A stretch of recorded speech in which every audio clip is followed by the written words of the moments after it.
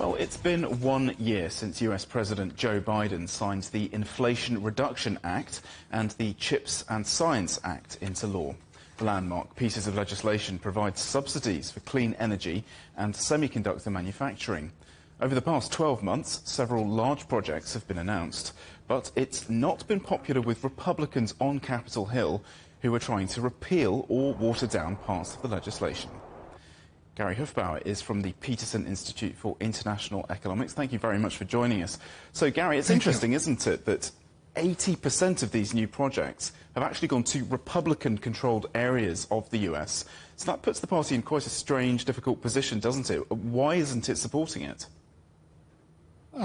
Yes, it's a bit of a surprise. It turns out that the Republican-controlled areas are areas where you can do solar energy, and there's terrific subsidies for solar energy, and wind. That's places like Texas, Oklahoma, so forth, terrific for wind farms. And then you mentioned the CHIPS and Sciences Act. It turns out that Samsung, the Korean firm, is really big in Texas, Republican, and TSMC, the Taiwan semiconductor firm, is big in Arizona. That's a so-called purple state. It could go Republican or Democrat, but it probably leans Republican.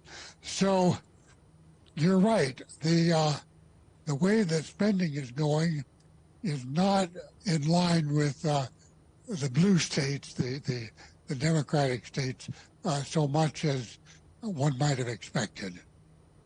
And can you give us a sense of the scale of the Inflation Reduction Act and the scale of the money being pumped into the domestic clean energy industry? Oh, this is an avalanche. We haven't seen any industrial subsidies like this since you go back to when I was a teenager in the Eisenhower administration. President Eisenhower was very keen on the Interstate Highway Act, and that was the industrial policy of that day. But that's back in the 1950s, so that's 70 years ago.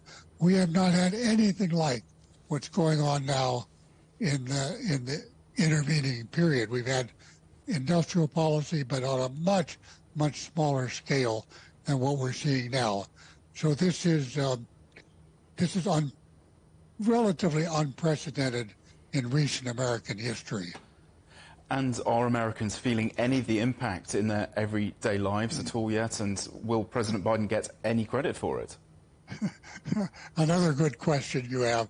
I think most Americans are more concerned about inflation and what it does to their real wages. It's been inflation's been faster than wages have been going up in the last couple of years. In the recent months, they're about going up at the same rate. The Americans who are impacted by these huge projects, several hundred billions of dollars launch projects, are those in the construction industries, which are, anybody who knows construction can find a job in the U.S. now. There are far more jobs than there are people who can do construction. But that, of course, is a fairly small fraction of the overall population. So whether Biden gets credit, I think that depends a lot on how inflation looks next year. And has the legislation changed how businesses are operating, how they're deciding on their investment strategies? Sure. It really motivated a lot of businesses to go for these credits, because these tax credits, these subsidies, because they pay for a quarter, even up to a half of the cost of constructing a plant. And of course, that means the return from the plant will be much higher than otherwise would have been expected. So an awful lot of firms are going for green energy projects and battery projects, and of course the chip project. So it's really motivated a lot of corporate executives to to seek out projects that fit with the industrial policy. Well, we really appreciate your expertise on this subject. Thank you very much indeed for joining us. That's Clyde Hufbauer from the Peterson Institute. Thank you. Thank you.